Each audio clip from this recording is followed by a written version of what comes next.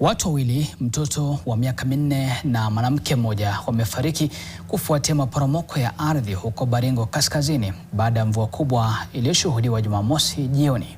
Zaidi ya familia 200 zimeathirika na maporomoko hayo, huku wito ukitolewa kwa wale wanaoishi katika maeneo yaliyoathirika kuhamia maeneo yaliyo salama.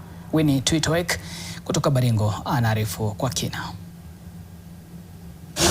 Mwanamke mmoja alifariki katika eneo la Kasaka, wadi ya Kabartonjo, huku mtoto wa miaka 4 akifariki katika kijiji cha Kabarkebo, wadi ya Saimo Kipsaraman, akiwa amelala ndani ya nyumba yao.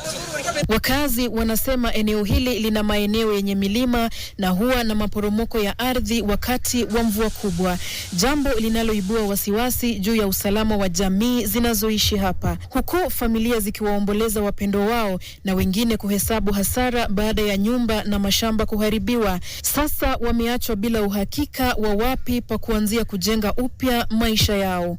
Kamishna wa kaunti ndogo ya Baringo Kaskazini, Robert Odongo, amehimiza mashirika ya kibinadamu kuingilia kati na kusaidia waathiriwa walioathirika na maporomoko hayo. Kwa serikali kuu na other agencies like rescue missions wawe tayari for any eventuality. Viongozi wameitaka serikali kuchukua hatua za haraka kuzuia majanga zaidi, huku wakitoa wito kwa wakazi wanaoishi katika maeneo hatari kuhamia maeneo yaliyo salama. Na ningeomba nichukue nafasi hii pia kama mbunge ya hapa ni Baringo North, ya kwamba wale wote wanaishi sehemu ambaye iko kwa hatarini,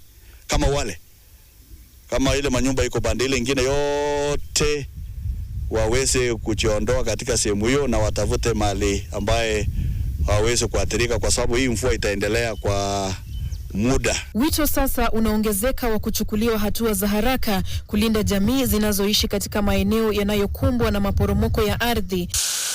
Winnie Tuitoek, NTV, kaunti ya Baringo.